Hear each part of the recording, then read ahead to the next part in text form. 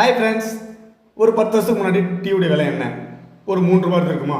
Okay. ஆனால் இன்றைக்கியோட விலை என்ன? ஒரு டீயோட விலை அப்ராக்சிமேட்டாக வந்து 10 ரூபா போயிட்டுருக்கு.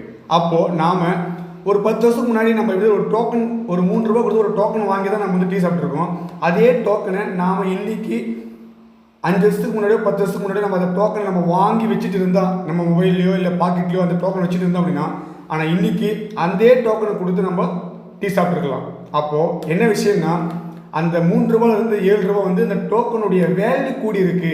அப்போ அந்த டோக்கனுடைய வேல்யூ கூடுறதுனால நாம் 7 ரூபா வந்து எக்ஸ்ட்ரா கொடுக்கல, ஆனால் வேல்யூ மட்டும் கூடி இருக்கு. அப்போ அதே போல தான் இப்போ நமக்கு கிடைச்சிருக்க ஒரு வாய்ப்பு கிரிப்டோ கரன்சி.